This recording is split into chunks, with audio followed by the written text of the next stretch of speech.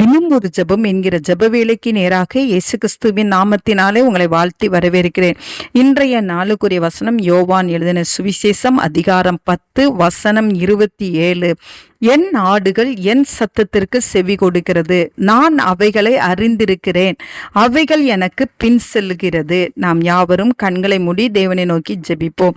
எங்களை நேசிக்கிறதான நல்ல தகப்பனே, இந்த நாளுக்காக நாங்கள் நன்றியோடு உம்மை ஸ்தோத்தரிக்கிறோம். கர்த்தர் கொடுத்த புதிய நாளுக்காக நாங்கள் நன்றி செலுத்துகிறோம். நல்ல மேய்ப்பனாய் கர்த்தர் இந்த நாளே நீர் எங்கள் மத்தியிலே இறங்கி வந்திருக்கிறபடினாலும் உமக்கு ஸ்தோத்திரம் ஆண்டவரே. நீர் எங்கள் மத்தியிலே நல்ல மேய்ப்பனாய் ஆண்டவரே இன்றைக்கு எங்களோடு கூட இருக்கிறீங்கப்பா, அதற்காய் ஸ்தோத்திரம். உம்முடைய சத்தத்திற்கு நாங்கள் செவி கொடுக்கிறவர்களாய் நாங்கள் இருக்க உதவி செய்யுங்க.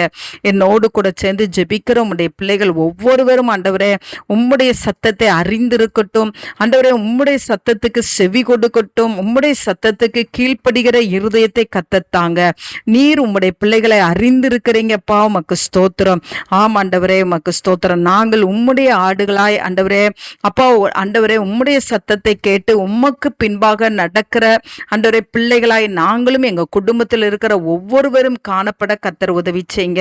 ஆண்டவரே உமக்கு ஸ்தோத்திரம். ஆண்டவரே உமக்கு நன்றி செலுத்துகிறோம். உம்முடைய சத்தத்தை விட்டு விட்டு ஆண்டவரே உலகத்தின் சத்தத்தை கேட்டு அதற்கு பின்பாக போகிறவர்களாய் நாங்கள் இருக்காதபடிக்கு ஆண்டவரே நல்ல மேய்ப்பனாகிய இயேசு கிறிஸ்துவினுடைய சத்தத்தை கேட்டு உமக்கு நாங்கள் பின் செல்லும் பொழுது ஆண்டவரே எங்களுக்கு நல்ல மேய்ச்சல் உண்டு, நல்ல தொழுவம் உண்டு. ஆண்டவரே இவைகளை கர்த்தர் எங்களுக்கு கொடுப்பீங்க, அதற்காய் ஸ்தோத்திரம். கர்த்தாவே இன்றைக்கு ஒவ்வொருவரும் ஆண்டவரே உம்முடைய சத்தத்தை கேட்டு உமக்கு பின் செல்கிற நல்ல ஆடுகளாய் கர்த்தர் மாற்றிடுங்க.